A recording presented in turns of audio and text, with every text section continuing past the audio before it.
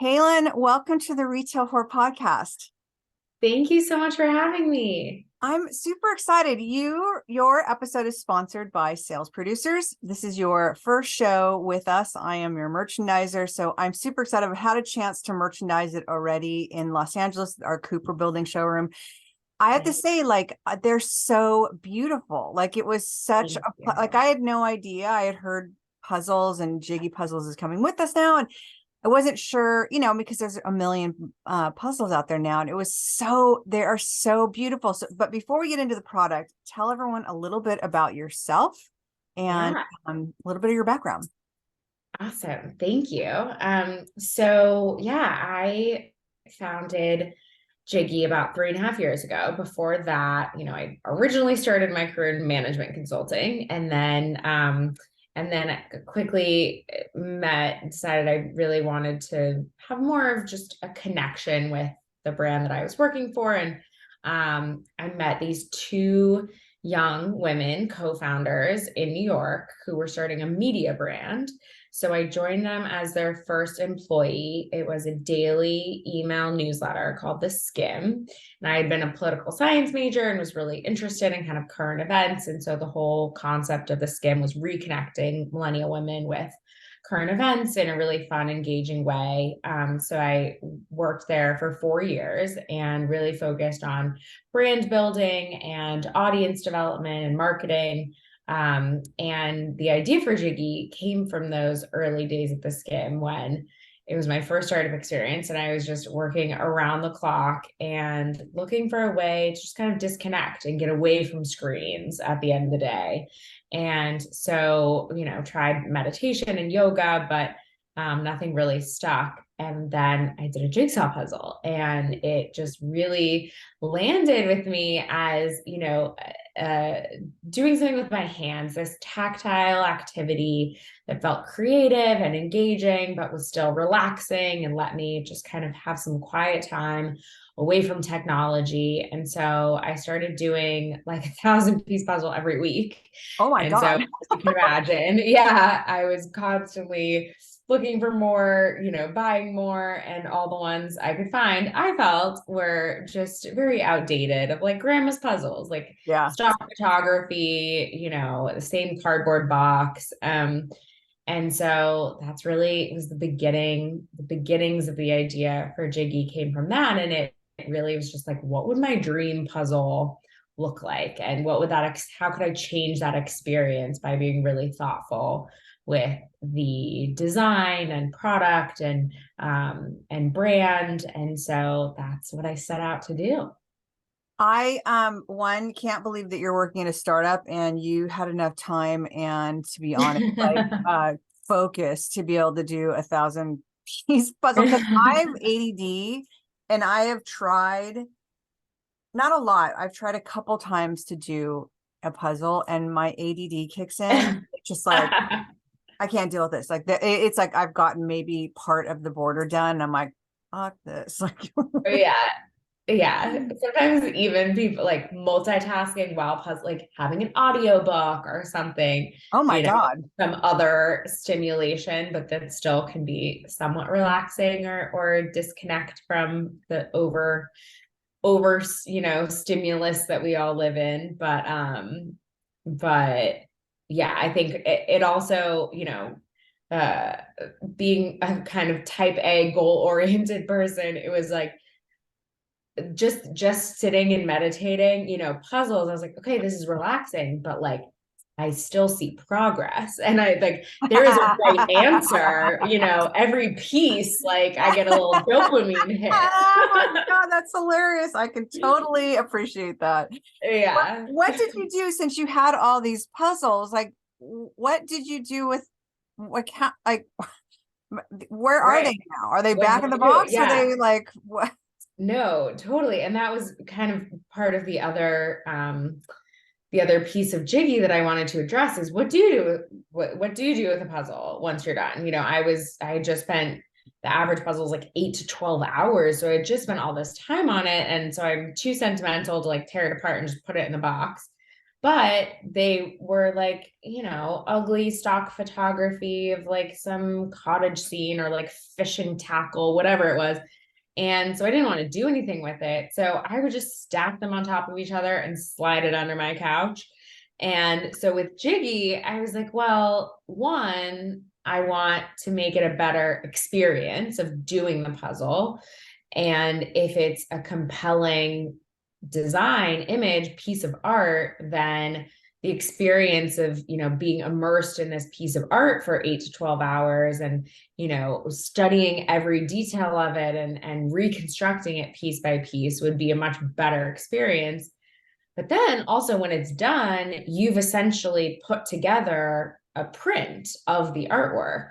And so, you know, our puzzles are like 14 by 18 or 18 by 24 inches. So you've essentially constructed, you know, a piece of art. And so that's where the idea to include our special puzzle glue came in. Because once you're done, it goes on top and dries clear and binds the pieces together. And then really transforms that puzzle into frameable wall art. That was one of the things that when, you know, like when I was doing your display at the Cooper building, you know, because I open everything up and I make sure I put out an open sample, and between the glass jar and the beautiful, like the little signage in gold in the front and the box being square and the fact that it has like this little tube of glue in it. I mean, it's really well thought out. I was like, wow, like, because like I said, like, I mean, okay, so how many years has Jiggy been in business? 3.5. So you started this, you pretty much launched it right, the pandemic. Or I've been thinking about it for years, but then, you know, I still had a full-time job and was self-funding it. So by the time I had quit and launched, it was November of 2019. So yeah, like 4 or 5 months pre-pandemic. Before I ask you more questions about that, I have to ask you about theSkimm. Is theSkimm still there? Yes, it is. I actually caught up with the co-founders not that long ago, and yeah, still based in New York, you know, grew a ton, and are doing a lot more now. Of course, the daily email newsletter still exists, but they did a book and they're doing like personal finance classes and now really focusing on like maternity. One of the co-founders has 2 children now. So they've kind of like aged with their demographic. And as the co-founders have, you know, aged more, what is appropriate or what's like top of mind for just kind of where they're at in life. So they're doing a lot around, like parental leave and working moms in the US. And then of course, you know, we're coming up on another election cycle. So that's always like their peak, you know, they usually get like 100,000 women registered to vote for each major election. That's fantastic. So the next year will be busy for them. Yeah. Because didn't it start out, and the reason why it's called theSkimm is so you don't, for us ADD people who don't have enough time or patience to read through the whole entire article, it's like it gives you enough information that you just skim the information. Exactly. Quick, like 5-minute read in the morning for all the top stories, international news, domestic politics, pop culture that you missed. So yeah, quick 5-minute read written in a very like, you know, relatable kind of clever, witty voice that makes it fun. Re-sign up to that because I had it and then I think I deleted it because of during the last election. It was like I can't handle it. But now I won't even turn on TV after the pandemic and the last election. Like I don't even turn on the news anymore. I just can't handle it. So it's like that. Probably I should probably be signing up for, because at least I'll get the little bullet points and I'll get the information I need. But that's all I wanted to ask you about that, because for those of people who listen that don't know what theSkimm is, I wanted to kind of give them a little information on the background. So talk to me a little bit about doing a startup company and you doing it yourself. Did you go for funding, and did you have to do, because I just had the girl who started mixed tab, I think it's called, I may be calling it wrong, but it's a full startup company where she went, it was same thing, right at the beginning of the pandemic. And she kind of gave us a little bird's eye view of what it's like to get funding in that world, which a lot of us do not know about. So talk to me a little bit about how that started, and then bring us up to when you launched it during the pandemic, what that looked like, because obviously that's a crazy time to launch something. Yes, it absolutely was. So I decided to go self-funded. And so, there are many ways to get your company off the ground. You can do crowdfunding, like Kickstarter type crowdfunding. You can go straight to like institutional money, like a VC, kind of smaller angel investors or friends and family. So I really wanted to kind of start within my means, if you will, and just like test, is there an appetite for this? Because I thought, when I saw some trends of like adult coloring books and kind of Pinterest crafty DIY communities, and I was like, all right, I think that, an artsy, beautiful puzzle that you could turn into wall art, I have indicators that there might be a market for this. But before, really going to raise money or do anything like that, I really want to test that and kind of proof of concept, make sure that there is an appetite for this product. So that's also why, I had the idea for years, but kept my full-time job and was kind of starting to just build Jiggy while I was still working, because I self-funded it from the start. So, the main startup costs were, of course, the infrastructure. So the domain, and starting to trademark the name, and legal fees and things like that. And then the product itself, sourcing, procurement, sampling, the first inventory run. And then launched November of 2019 with our first 6 designs, which was the first collection. So I went to artists. The piece I haven't mentioned yet is that each Jiggy puzzle design is original artwork by an emerging female artist. So I had started going to fairs and shows and just curating art that I thought would be fun to puzzle and look beautiful when it was completed. And we do profit sharing with the artists, so they get a percentage of the sales. And so once I had curated those first 6 designs, we did the first production run and then launched. And then, to your point, 4 or 5 months later came the pandemic, and everyone was stuck at home and looking for activities. And, there were a couple of fads like the sourdough and banana bread that everyone was doing, and puzzles was certainly one of them. So there was a lot of just organic demand, which was amazing for a new brand like ours, but also there were, as we've all heard, supply chain and freight and logistics and all of these other issues that came with it. So it was, kind of a double-edged, like there was demand and interest, and we were selling out, which is a great problem to have, but it's still a problem if you're sold out and don't have any, you don't have inventory to sell, and your supply chain, has gotten longer, and cost of goods has gotten more expensive. So it was honestly just a whirlwind to be such a young brand trying to kind of navigate those new circumstances so quickly. But you had not come out of the production world, so you're literally like what most of us all, I mean, in the gift industry, especially in the manufacturing end of it, like for rep groups and whatnot that a lot of people listen to from here, like we all kind of know already, the chain of command, so to speak, of how it goes to bring something to production. So you coming out of not in this industry, digital, creating this is crazy. Like, how did you even like? What was your research process to figure this out, or was it just like trial and error? A lot of trial and error, a lot of like just asking favors and having no ego about dumb questions and just like relying on my network and introductions, and a lot of just digging in on these communities or Google, and trying to I had already done one production run and did have good partners, so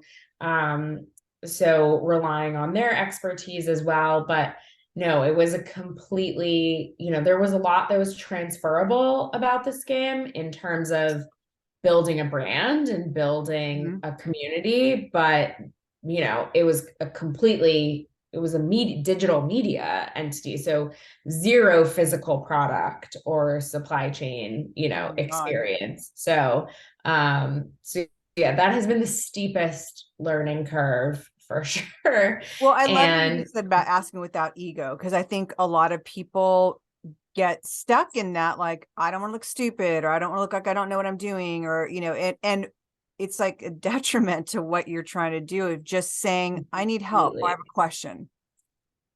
completely. Yeah. And, not the time or place when you're when you're in, even industry experts were like, we've never seen anything like this. So to be, I put all the goodwill I had garnered through any networking to date into like, what am I doing, and calling in a lot of favors.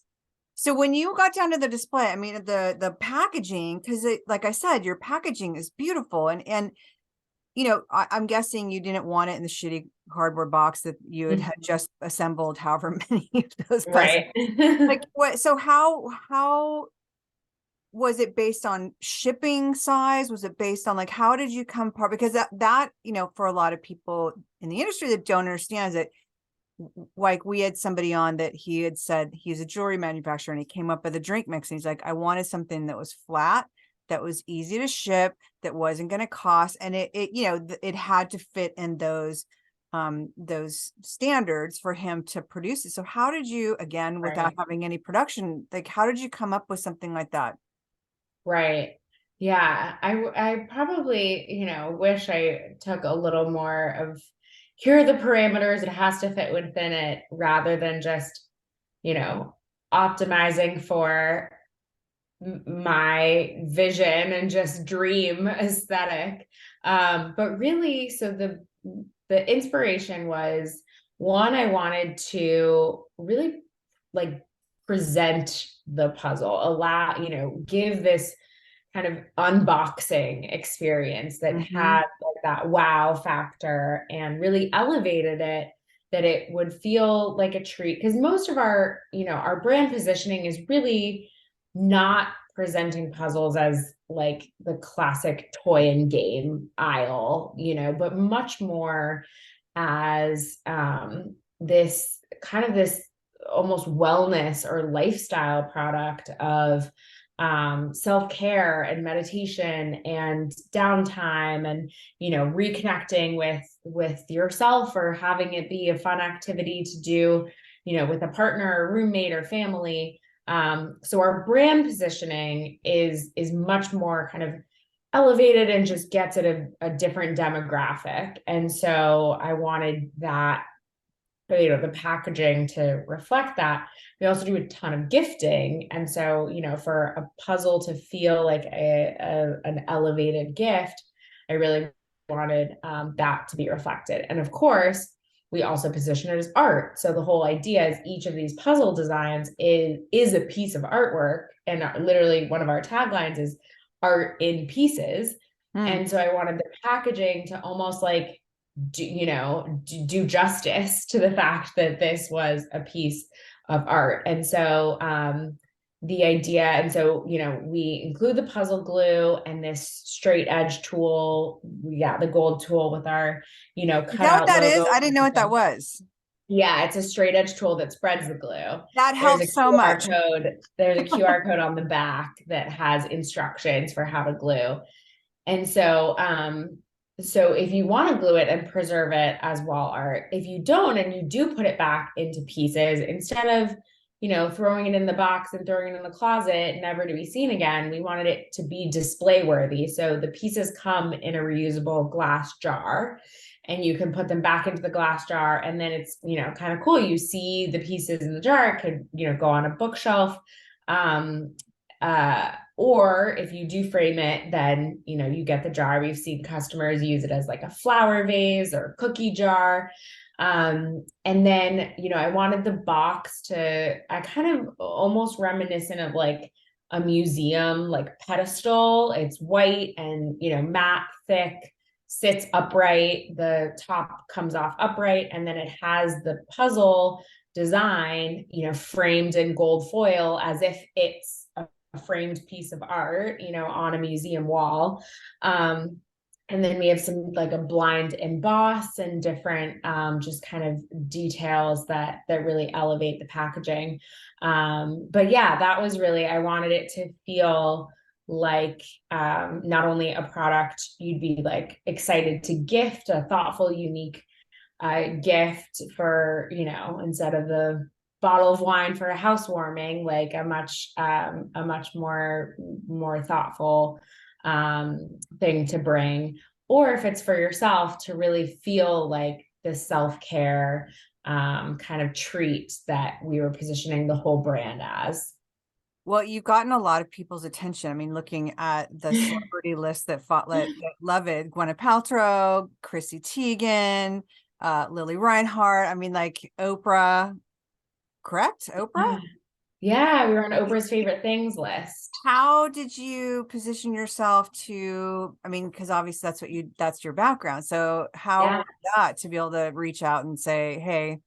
Yeah, that was amazing. We got connected with her team, sent a bunch of samples that, they got in front of her personally. And for just last holidays of 2022, we were selected and made her list with one of our Christmas designs. And so that was great. I mean, the power of her Oh my gosh, endorsement and community is insane. that is amazing. I know a couple people have had products in there, and it has literally been a game changer for their business, like completely turned things around. Yeah, it definitely is.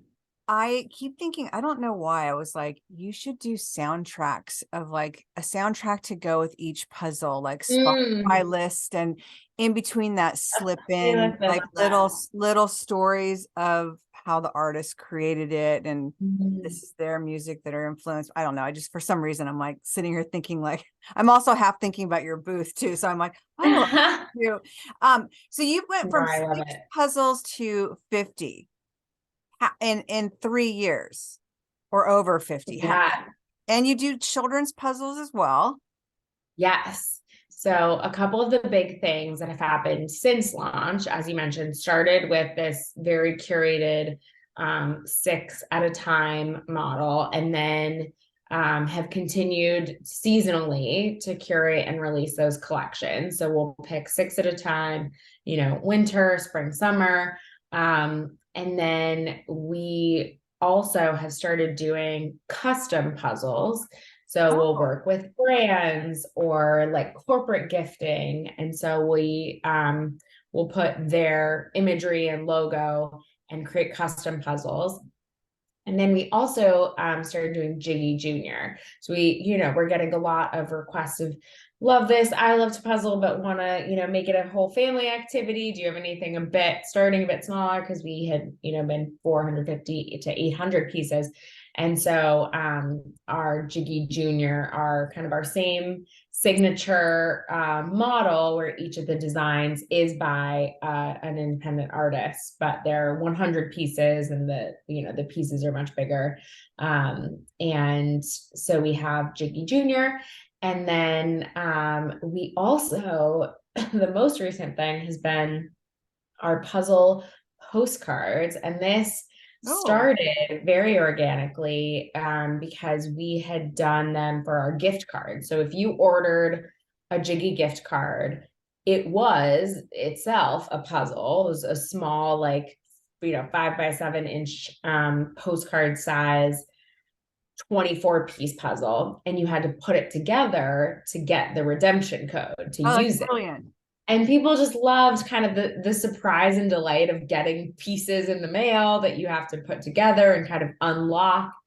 And so we turned that into essentially like a greeting card line. So, you get it, you write your note on the back, and then you take it apart and can send it in the Nice. mail. Is And then that there going to be are at the show as well? those, yeah, we actually were just talking to the team today, but we do have, we started with holiday and Valentine's Day, and we also have some evergreen thank you, hello, thinking of you. So evergreen greeting card occasions. And so we're going to be offering those. We haven't wholesale those yet. So that's a new offering for us. That is so exciting. I love that. I have Mhm. to ask you because it's like I always think, like I said, like my ADD as far as when it comes to puzzles, but when they're print, so they take the print and how do they come up with the, like, how they're going to break it up into a puzzle? How that's something like I've always, not that I've always wondered, but now I really am wondering, like, because it's not like it can be the same puzzle each time they, or it'd be too cookie cutter for each different puzzle. Like, does the computer just like switch up like Right. So pattern? we have a couple different, yeah, like our die cut, we rotate.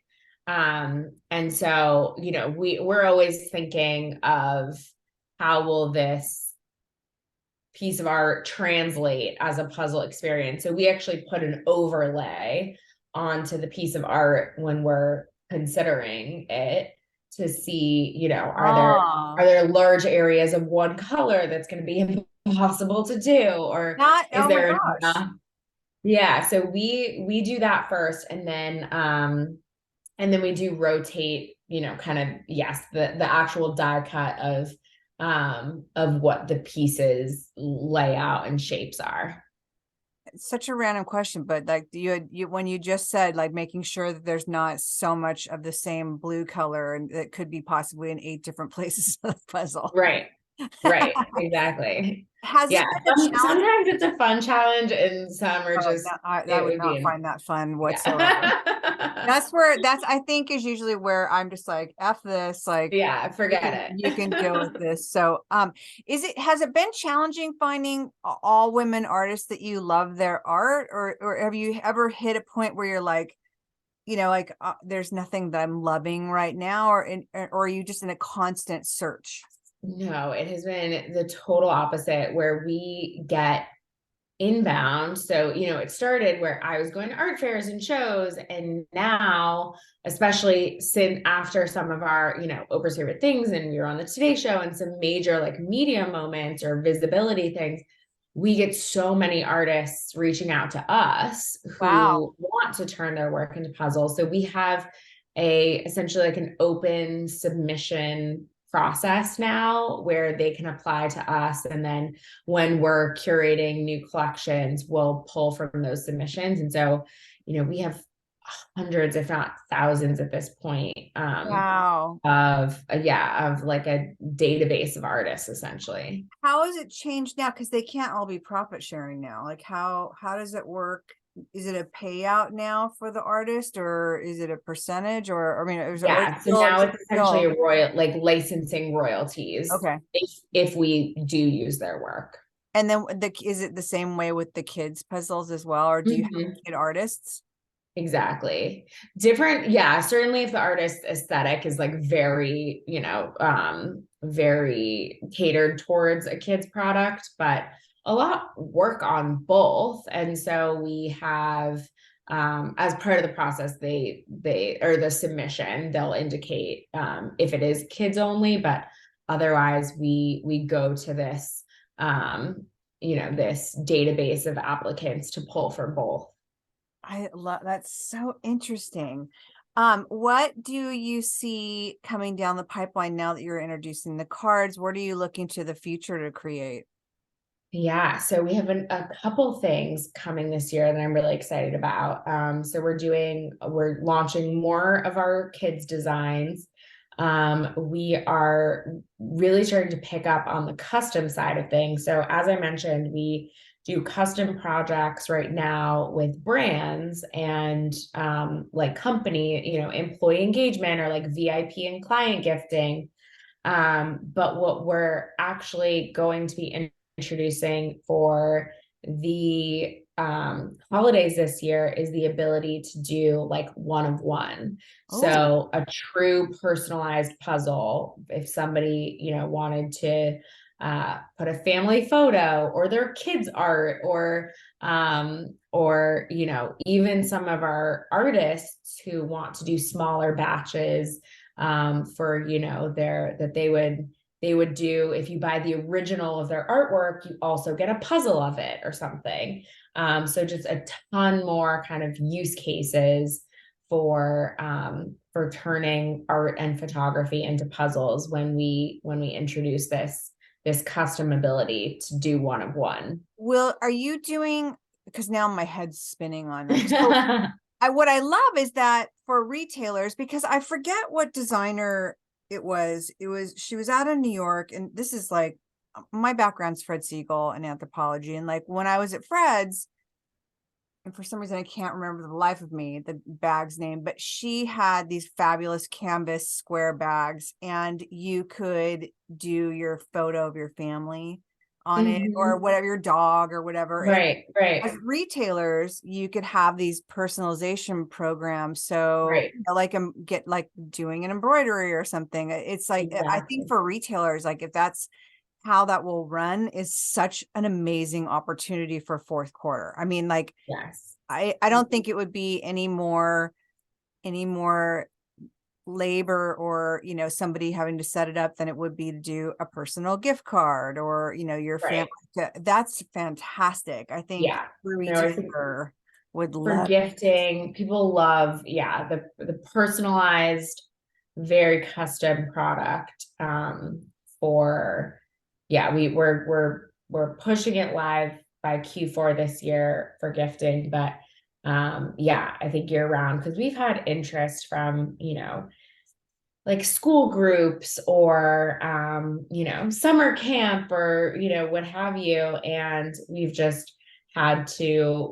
had fairly high MOQs, and so we've had to limit it to partners who can support that. But the ability to do one of one, I think, totally changes our Wow. kind of that. So that's a huge thing. And then we are, yes, focusing on our greeting card line and doing that.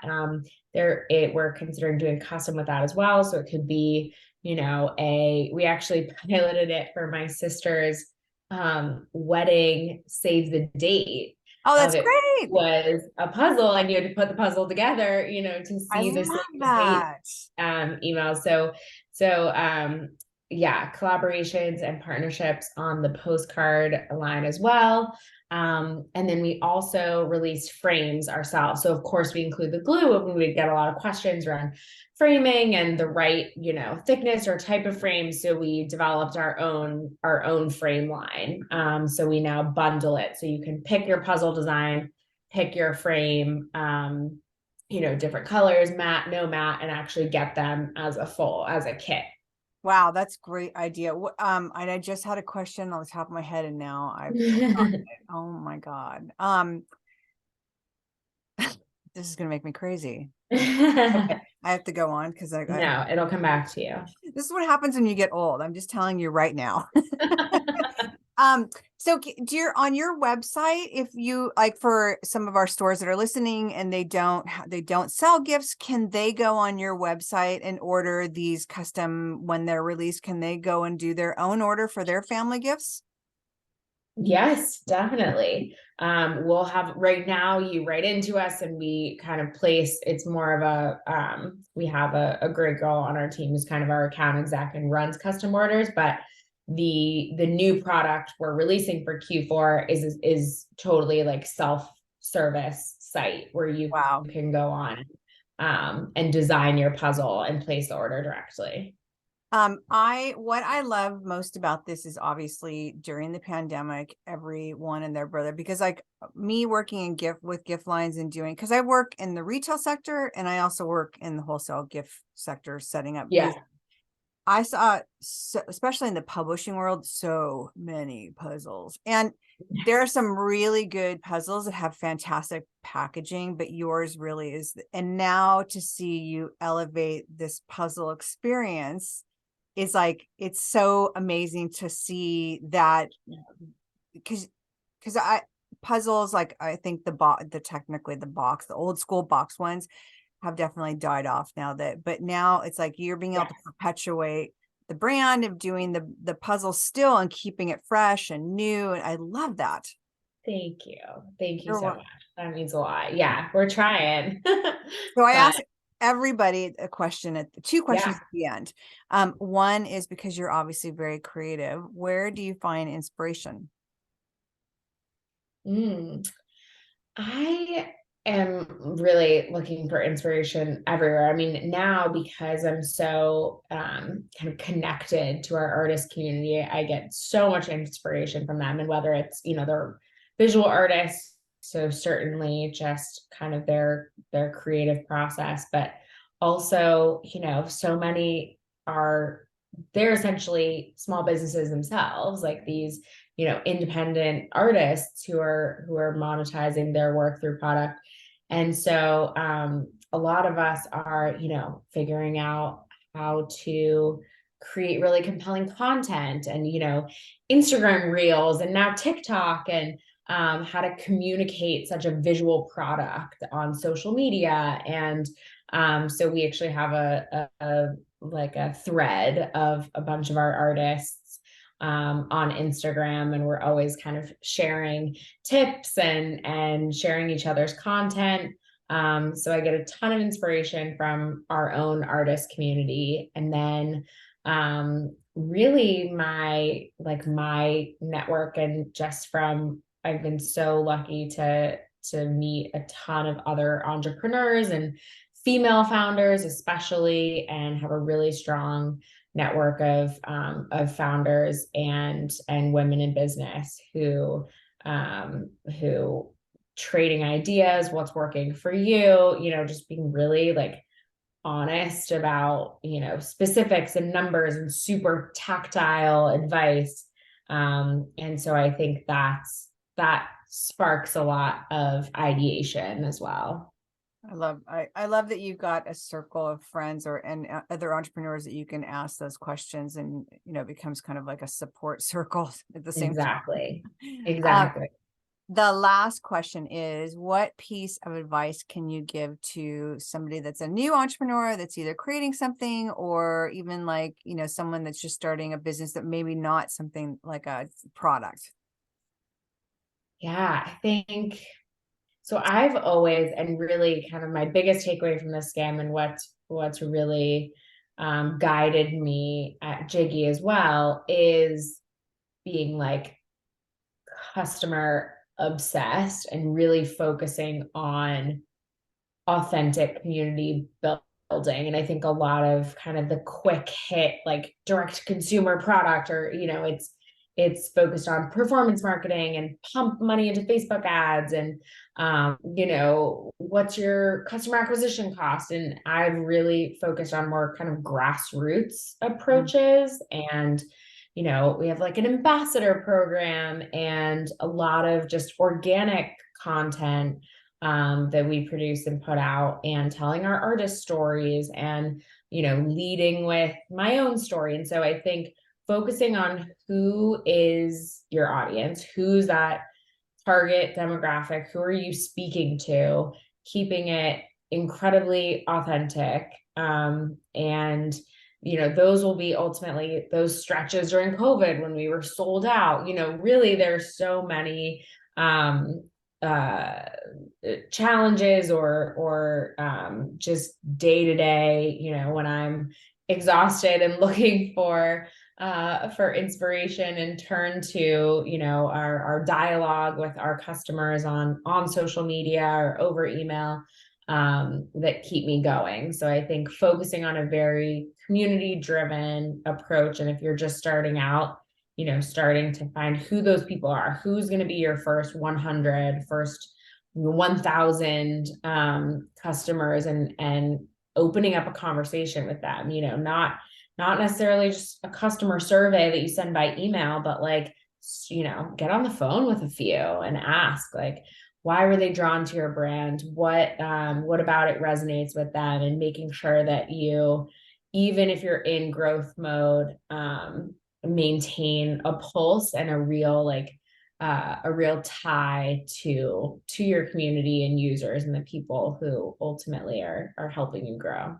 I love that. That's it literally has become almost my favorite question, because I think entrepreneurs and retailers, I mean, everyone's an entrepreneur that has their own business, but I think retailers and manufacturers, they have some of the best advice for people. It's literally become my favorite question. And my last question, because I just don't on me that, do you still do puzzles now for stress relief? I do, yes. And I do more than ever because we're constantly getting new designs in. And, I receive samples of everything in pieces in their packaging. And so pretty much any design we're considering or about to launch, I am kind of patient zero of doing it myself. Are you framing them and putting them in your house? Or are they Oh yeah, still going under your sofa? yes, no. Every room in my house. I told my husband when we were dating, I was like, I hope you know, exclusive wall decor when we move in together. Hilarious. Buy nothing. I have Oh that my God. Thank you. That is amazing. Thank you so much for telling us your story. I loved hearing this. And it makes me even more excited to do your setup in Las Vegas. Like, I'll be there starting in mid-July, setting it up. And now that I know that beautiful little gold piece is a tool, it's even better. Yes. Thank All the you. pieces. Thank you so much for having me. You're welcome.